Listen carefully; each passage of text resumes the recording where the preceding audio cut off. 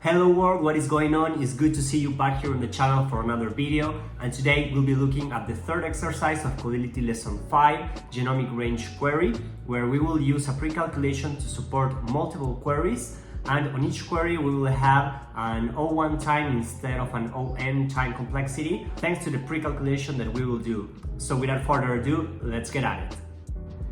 Okay, so let's go ahead and read the exercise. This is Genomic Range Query. Let's read this in Python. Where is it? Python here? Okay.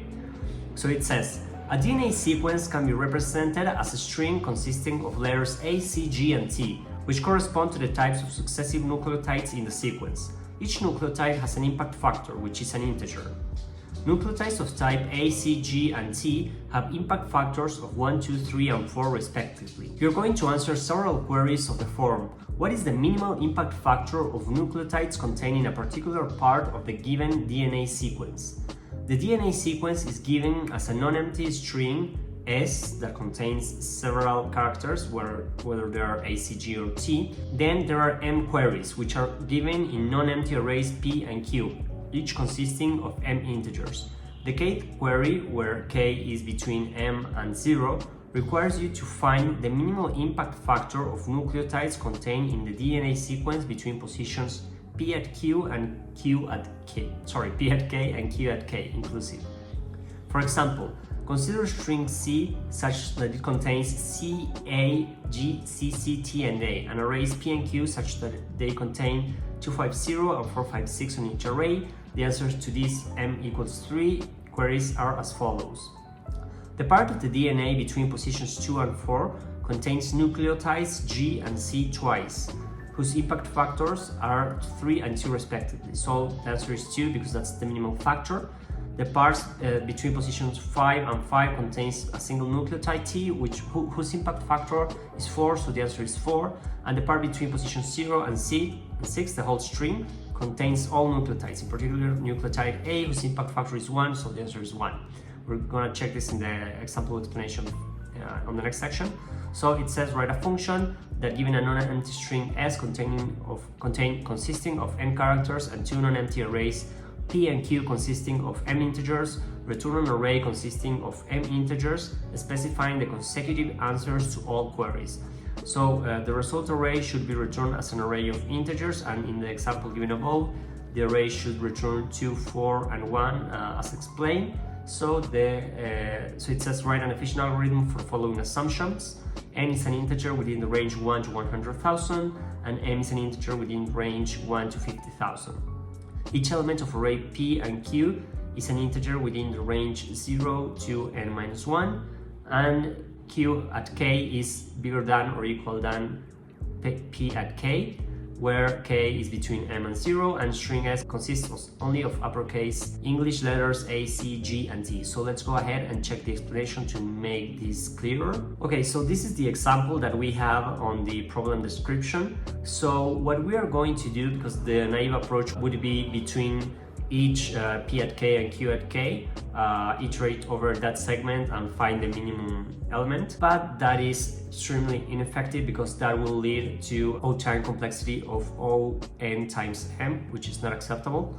So what we are going to do is to do a pre-calculation of how many elements of a certain type, whether it is A, C, G, or T, we have found up to that point.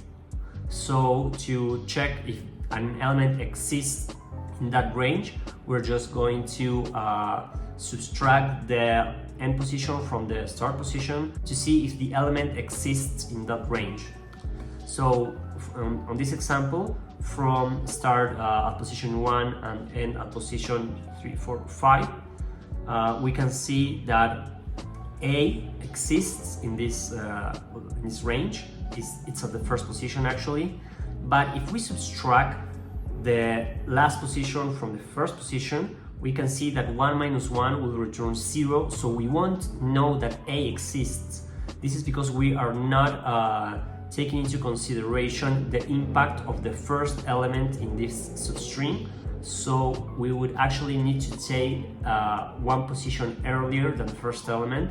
So to avoid consulting a position -1 in case that the start of our range is at position 0, we're going to add, meaning we're going to start each array with 0. So at each position, we will know what the count of the particular element is, including that position. Even though it can be the first position of the array, it doesn't matter, it will still work.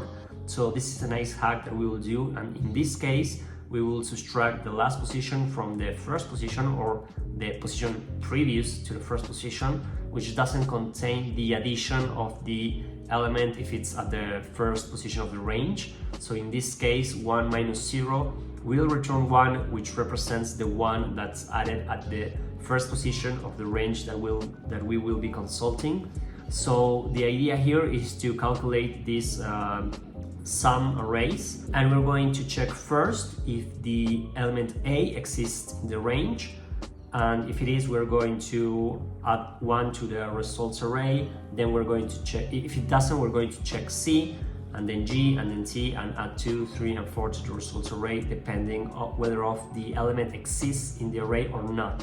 So it is a pretty clever but yet simple and powerful solution. And let's check at this case. In this case, A does not exist on the array, so the next letter would be C, and we can calculate the difference between the last and the previous position to the first, and it's 2, meaning that that actually a C exists in the array, and we can know how many, even because 3 minus 1 is 2, and that represents the 2 C's that are on this range. So we can add 1 to the results array. So with that simple but powerful solution, we are going to go ahead to Codility and implement it. Okay, so we're back at Codility. Let's go ahead and start this session. Start the test. Let's select Python. And the first thing that we have to do is to initialize our arrays. So sum at A will be an array that starts at 0, because we said that we are going to start all the arrays at 0 to calculate the first element, or to include the first element as well. So we're going to create our arrays A, C, G, and T. And then we're going to calculate the sums up to that point of the existing letters of the string. So for element in S, we're going to add to each array. So in case of A, we're going to append. We're going to take here the last position. So we're going to take sum A at the length of sum A minus 1 to check the last, or to get the last element of the array. And to that, we're going to add 1 if the element of the array is equal to A, else we're going to add 0. And we're going to repeat this process for C, G, and T. So let's double check that this is that this is okay. So to sum A, we're going to append what's on the last element, and we're going to add 1 if the element is A, and otherwise we're going to add 0. This seems to be working fine. So we're going to replicate this for C, G, and T. So C, G, and T here, C, G, and T, and the element that we're checking, C, G, and T. Okay, so with this we have pre-calculated how many elements are up to that point in the array, which we will use to check if an element exists in a given range.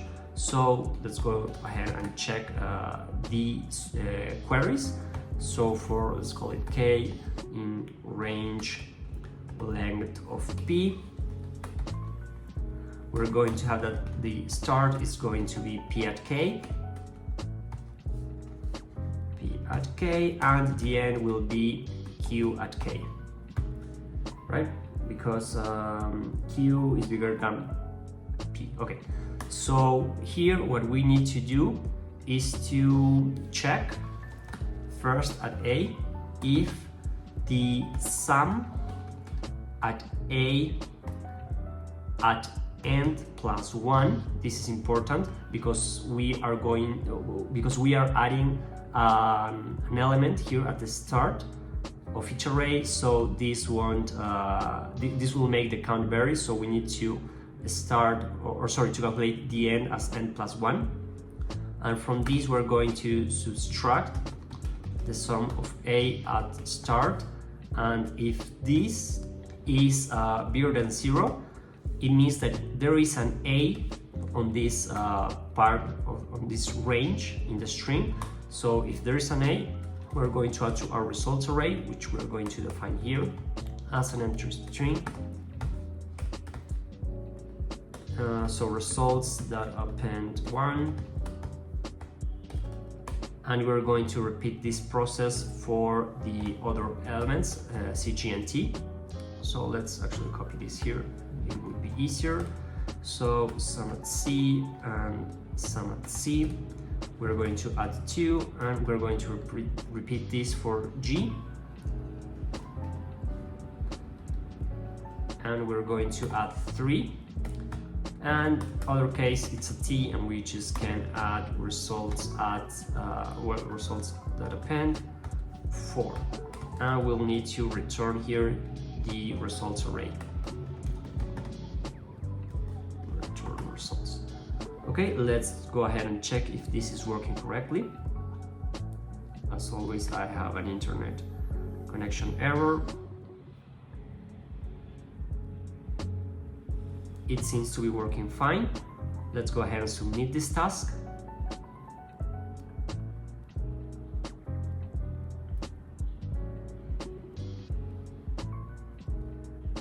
And we got our results back with a task score of 100 and a correctness score of 100. We can see that as expected, our type complexity is O(n) plus m, because we are iterating n on the first pass to pre-calculate the sums of A, C, G, and T, and we're iterating over m, and each time we're iterating over m, we have, oh man, the test is closed. Well, I closed the test, but as I was saying, on m we have an O1 time for each iteration of m, so that works just fine. It complies with the expected time for this exercise. And we saw that type complexity here is accepted, so everything looks fine. Okay, so that was a genomic range query. I hope that you like the exercise. It uses a clever, simple but yet powerful solution to reduce our type complexity from O(n) times m to O(n) plus m. And if you like the video, just hit the like button, subscribe to the channel, and share it with someone if you think it would be valuable for them. I'll see you on the next video. Bye!